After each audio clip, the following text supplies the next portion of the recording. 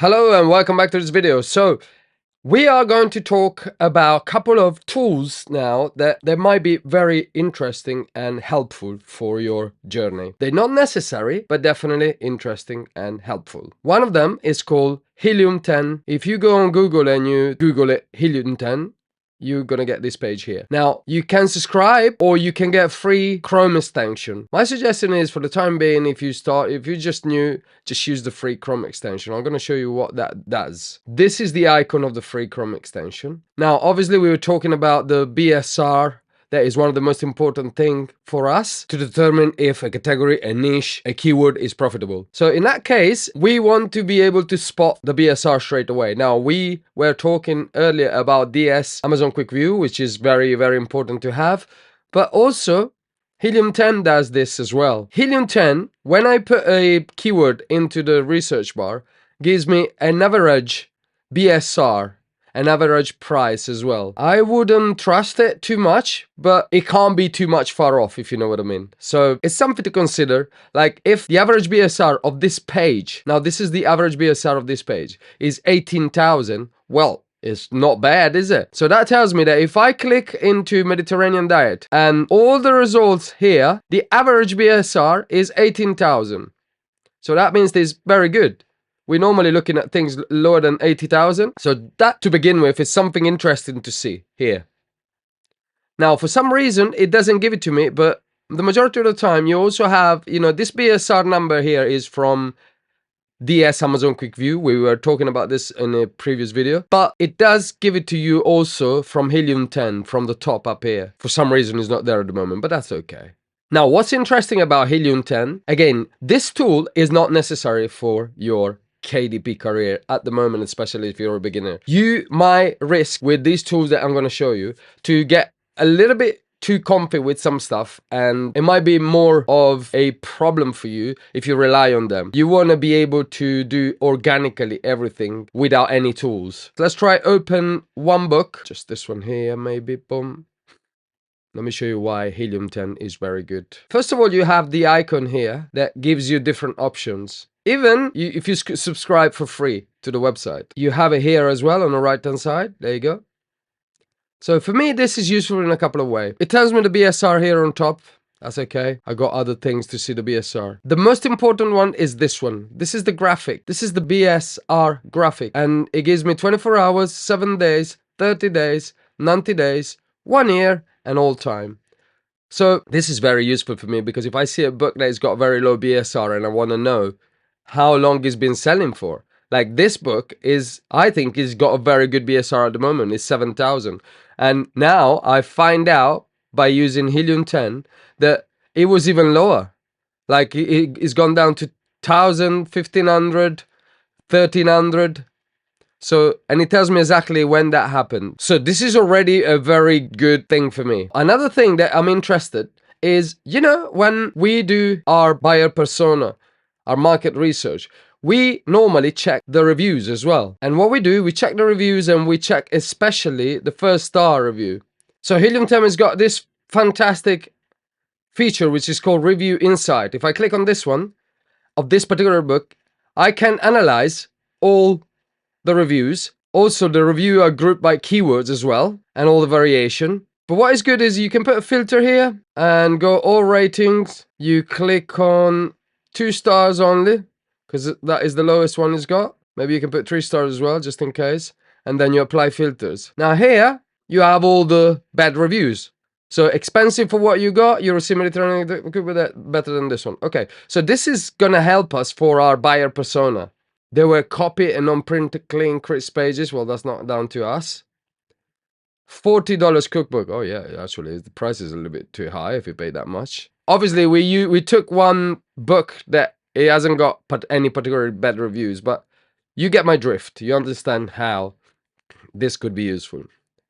But the most, by far, useful feature is this one, BSR graph. So when you see somebody who's got a very nice straight line, or even goes down this way like this, it tells us that this book has been always selling very well and is nice and profitable. So that is number one. Now with Helium 10, as I said, it's not necessary, but it's good to have it for other reason. And one of the main reasons is the ads campaign. When you do your ads campaign, you can take the as in number of other people and have a look at what keyword they are sponsoring on. So it's a little bit more deep. Maybe we will do a different video on a subject, but we'll have a discount. We have an affiliation with them, so I'll put somewhere in this course the discount code, and you can get this one discounted, or maybe I'll do a video on purpose for that. Okay, so this is number one. The next one up is Bookbeam. Bookbeam has a Chrome extension that is free as well, and I suggest you to download it, and I'm going to show you why. And also Bookbeam is also a very good tool. It's the one that I use the most out of all of them. Let me show you the Chrome extension first, what it does. When you put anything into here and you enter it, now Bookbeam analyzes all your researches and it tells you the average BSR, the numbers of competitors, search volume. Also, you got statistics, as you can see here. The highest BSR, the lowest BSR. We're talking about this page, obviously. The average year, average pages. This is very good. The self-publisher percentage. You see this? So this is very nice, because if you enter into a niche that hasn't got many self-publisher, then it means that it might be not as good for us to publish on. Apart from this extension from Bookbeam is very good for other things. Here on top, it gives me those details without me clicking on the actual icon there, which is good. It gives me here the BSR number somewhere as well, but we have that from DS Amazon Quick View, so that's not a problem. But if I click on this one, it gives me the chances to see the graphic here as well, but you'll have to use your token for this. So my suggestion is stick with Ilium 10 for that. Still, you have a BSR number ready there, an estimate royalty, which is fairly, sometimes not accurate, so I wouldn't really trust it too much, and the age of the book, how long it's been published for. The real deal is the actual website itself. So if I go here, this is Bookbeam website, and here you got all the things that you can use in this website. I use it mainly for a few things. One, for tracking books, like this one. This is a book tracker. You can add books and keep an eye on them, and it'll give you an estimate daily or monthly of their royalty, the trend. Like this is in euro because this is a French book, but you can put here the books that you're interested on, and with that you can keep an eye on it rather than bookmark it on your bookmarks. Another tool that I'm using very much is the niche finder and the trademark checker. I'm gonna show you how I use them. Note how, very interesting, they have a learning section where you got Bookbeam tutorials, 14 modules, 2 hours. So detailed walkthrough guides for each tool. This is very interesting and it's free. And this one, Amazon Self-Publishing 101, 18 modules, 3 hours. So it's explaining great details, a lot of things like how Amazon algorithm works, how to do research on Amazon. Now, I wouldn't, you got this course, rely on this, but if you're ending up having a Bookbeam for some reason, this is something nice to explore and have a look at it if you got time. The main reason why I'm here is I'm going to research Niche Finder. So here, when you click on Niche Finder, we obviously got US Marketplace. I expand all the categories. Preset, none. I want to click here, self-publish. You see this? This is going to allow me to find a lot of self-publisher. All the self-publisher in a category that I'm going to select. So if I see where they're publishing, I know that I could find interesting keyword and interesting categories to publish myself. So what we're going to do, we're going to put this down to 50,000 BSR more or less. So we're going to make sure that they got some good result. 55,000, that's okay. Remember, we click self-publish here. So we have all only the self-publisher. Number of ratings, we keep that down as well. Just to see if they're like 60, 70. Let's say 60, 55, 60. There you go. Now, what does it mean? That it's probably low competition with somebody that hasn't got many reviews. And the price? I leave this one 200, but I scroll this one up at least at 15, 16, because I want to find, niches where they sell him well. I don't want to get low royalties. Then after this, it will give you more option. You can exclude some keywords if you want. You can put the publisher name. I never use that. You can include some keywords. I'm going to show you later what I use this for. Now, after I select these like this, I just going to select the categories that I'm interested on. So maybe I put computer and technology, cookbooks, craft, education and teaching. You can only select 5 categories at a time. Or you can do it broad, actually. You can do it broad. The thing is, I suggest to do primary categories because it's going to be more selective to what you already have an idea. Where if you do a broad search and it gives you all category, there is a lot of stuff that comes out that is not really interesting. You know, you're just going to waste time. But with this one, and maybe we're going to put health and fitness. There you go. Yes? So now I got all these set up. I'll click on find books. And bam! These one are all self-published like me and you. So you can get loads of ideas for keywords and researches and stuff like this. Now, what I'm trying to say is you shouldn't rely on these tools, but they could be very helpful if you're experienced. The reason why you shouldn't rely on these is because sometimes you might find, like this book, like cancer is not a disease, and you're thinking, whoa, is that a keyword? And you're going to go and spend time. Now, you need to recognize that this is not a keyword. Cancer is not a disease. It's a self-publisher, but it's not a keyword. Yeah? Fill your cup. A journal to love yourself is not a keyword. So it shouldn't really bother you. But it's good for, like, US error coin. This is a keyword. Metaboost diet cookbook or Metaboost diet book, that's a keyword. Dash diet cookbook, it's a keyword. I hope you understand what I'm trying to say. Now, the thing that gives you nice here is the reviews with their average, the BSR number. Now the sales monthly, I wouldn't trust this, and I wouldn't trust this as well. Sometimes they're kind of correct, sometimes they're not. So I wouldn't really trust it. And the price. So this is a very good tool to do your research. After you've done your research on these, and you got 146 pages. I mean, you know, you can spend the day here finding different keywords. You untick these and you can do different other, you know, maybe you do, what did we say? Religion and spirituality, parenting and relationship, whatever you are interested on, travel, test preparation, and then you go again.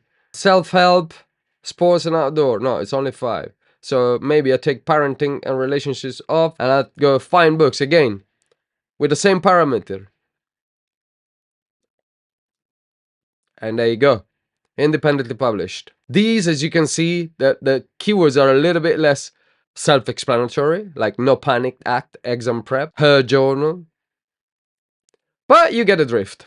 So another way that I'm utilizing this one, and this is a very good trick, you can put here, you can go in broad, you do a broad search, and here you can put for beginners. Yeah, you understand what I'm trying to do? You can raise this one up to maybe 90,000. You can raise your number of ratings up to 200, and the price, you're gonna keep it like that. Now, in this way, with the broad categories, when you give it find books,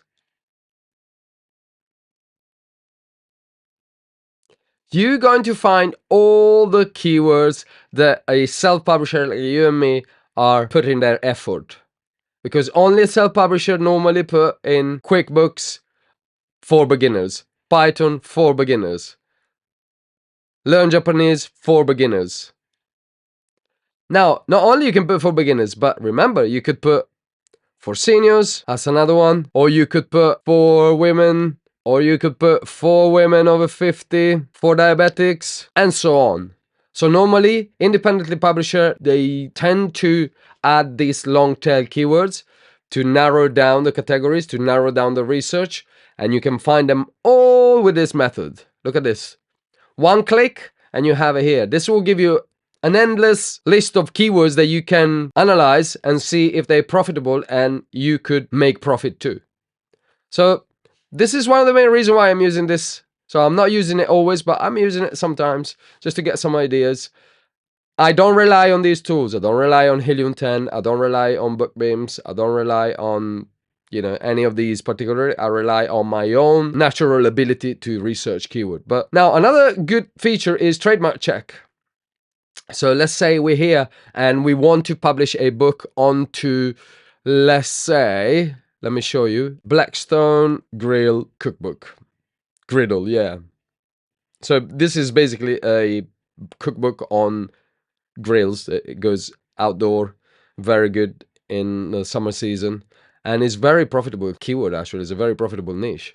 Now, if I take that Blackstone, because I'm thinking, what is Blackstone? You know, when you got a name that is not like, you know, a proper, like if it's like Blackstone, it might be a trademark. So you go to Bookbeam, you put Blackstone here,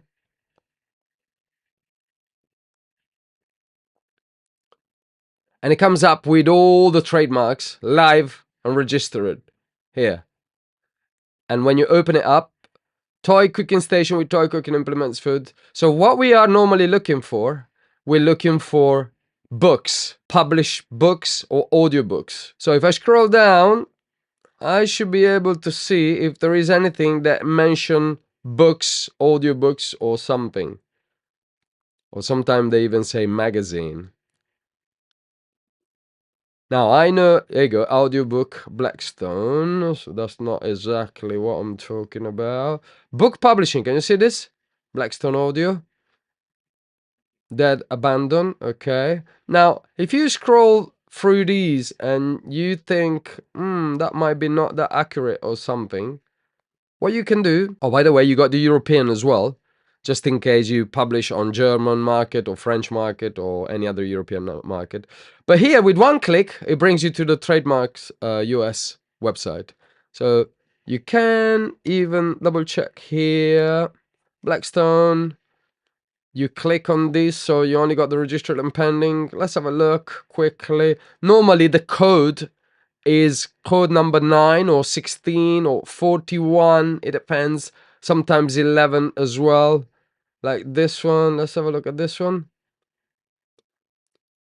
Trademark application review. So you go to goods and services.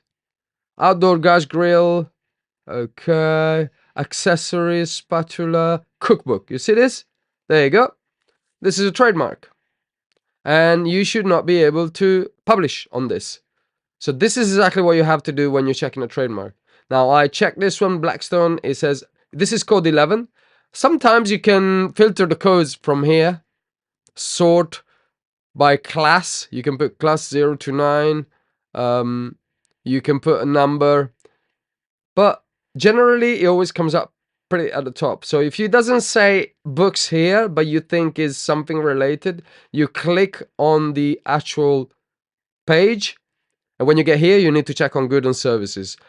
It's going to be either 4 here or 4 here. In fact, is cookbook, which is not great for us. So you might ask then, why is so many books publishing on this if it's a trademark? Well, they either don't know, they either know and they try their luck. They either gonna get banned soon. So if you publish on something that has got a trademark, Amazon allow you to publish, and then it's down to these people to claim their trademark. So at some point, maybe once a month, you got one person in charge of the trademark that send an email to Amazon and say, hey, that book is all a trademark. I want it out.